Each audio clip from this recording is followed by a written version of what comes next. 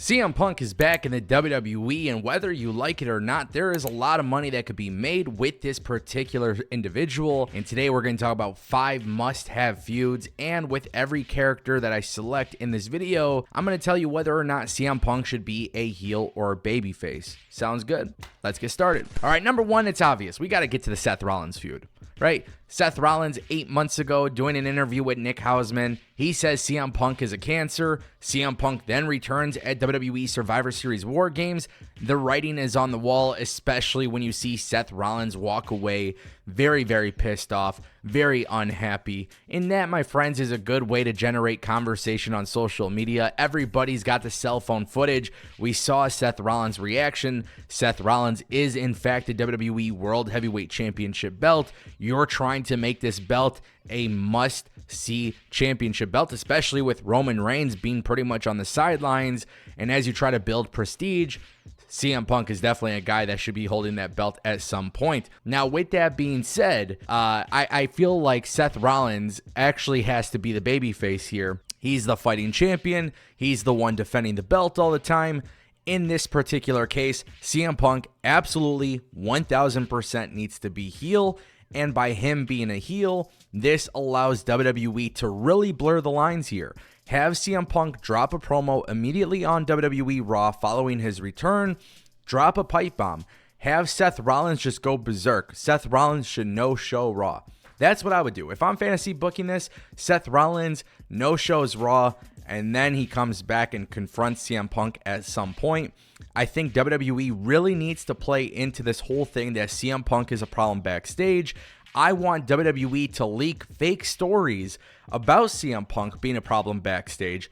Obviously, it would all be a work, but the idea is to really drum up interest based on 2 guys who could legitimately not like each other. And I think if WWE does this, it's a big-time money feud.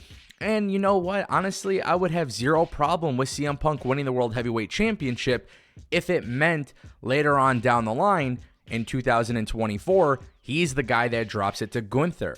And honestly, this is what it's all about. You bring in a big name, you put the belt on him, and then it's WWE's job to create new stars. We're already seeing it with Gunther. So if CM Punk comes in as a heel, goes against Seth Rollins, man, I feel like there could be a lot of money in this storyline, and therefore I 1000% support this idea.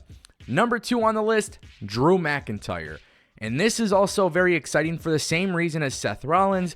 Drew McIntyre was visibly upset. He walked out. There's already reports that he's unhappy.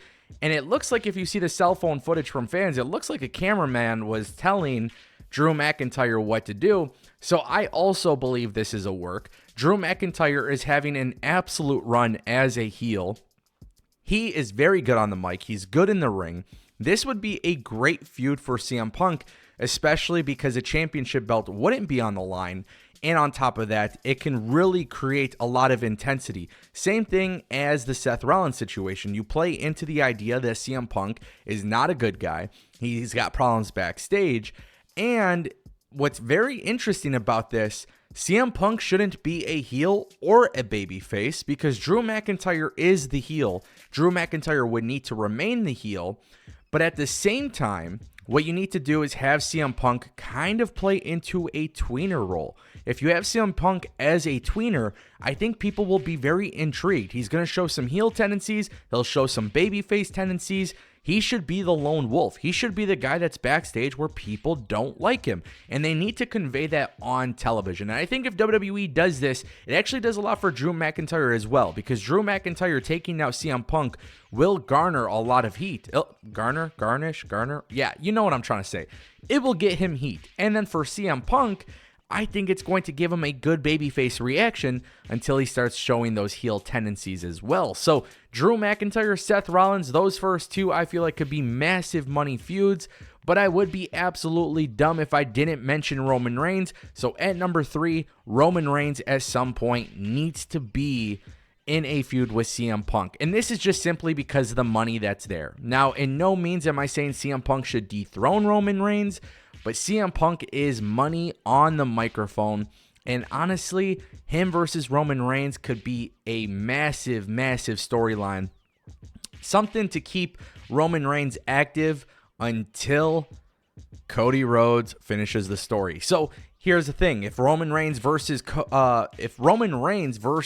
Punk is the storyline, CM Punk needs to be the babyface. And I always think back to that one promo he had years and years ago, and it kind of goes in my head, like it just comes around every so often. But he said something very interesting: "Your arms are too short to box with cod." And man, when CM Punk said that, I feel like he's got so many great one-liners, so many great different punchlines that he could use in his promo. And then you use it with Roman Reigns, where Roman Reigns, this guy, it's not even the promo sometimes. He'll be talking mid-match into the camera. I feel like this could be a massive, massive feud. And the good thing is CM Punk doesn't need to dethrone Roman Reigns. You can always do what the Bloodline always does, in the sense that the Bloodline ends up costing CM Punk the championship. But ultimately, I just feel like there's too much money in this feud to ignore. If WWE chooses not to do it, I feel like that would be a very big mistake. And at some point, they have to run it. They have to do it. And if they don't do it, it would be a really big problem.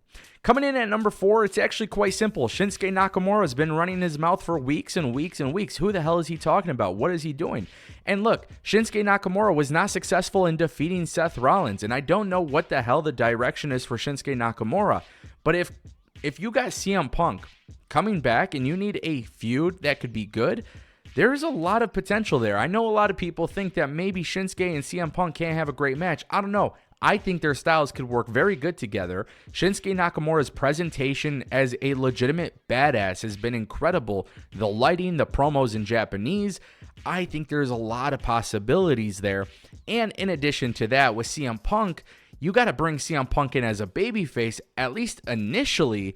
This could be one of those storylines where it's very, very good for CM Punk to get acclimated. It's a safe feud. And on top of that, I think it furthers Shinsuke Nakamura. What you can do, and I have no problem with this, but you got the Royal Rumble and you got Elimination Chamber. If I'm WWE, I use the pay-per-views as an opportunity for CM Punk versus Nakamura on pay-per-view at Royal Rumble. He can't be in the Rumble. We know he's back. He doesn't need to win the Royal Rumble. Have him get over Shinsuke Nakamura. And then if you really want, what you can do for WrestleMania, going into WrestleMania, in Australia, you could have CM Punk win the Elimination Chamber and therefore challenge Seth Rollins or whoever's the world champion at WrestleMania 40, which this is a great way to set up that storyline if they so choose, because then you're buying a little bit of time. Shinsuke Nakamura is a good opponent. It's a safe match. No risk. I feel like it makes a lot of sense. And then number 5, guys, I would be absolutely foolish if I didn't mention his name, Cody Rhodes. And on top of that, Cody Rhodes is constantly facing adversity. Talk about promo battles. Talk about so much that you can do, the history, the future. You could even utilize AEW to a certain extent. Cody Rhodes versus CM Punk. Cody Rhodes is the ultimate babyface. CM Punk is the heel. Guys, I love this idea so much. But let me tell you something. If CM Punk feuds with Cody Rhodes, you have to do something very interesting here, because the crowd loves Cody and the crowd loves CM Punk.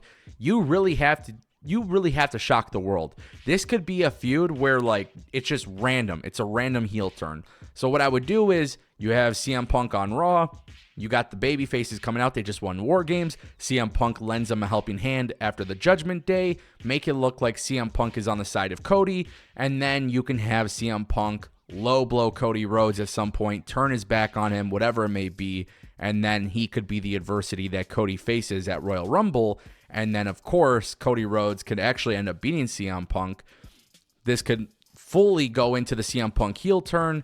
And then kind of mentioning what I said in the beginning of the video with Seth Rollins. That's how you get to WrestleMania 40 with CM Punk being the heel, Seth Rollins being the babyface. I think it's money. These are 5 must-have feuds. These are the stuff I want to see. And then honorable mention, just because I would love to see the promo battle back and forth. LA Knight and CM Punk. I want to see both of those guys on the mic. But that's honorable mention. Let me know your guys' top 5 feuds that you want to see. Thank you guys for watching, and I'll see you next time.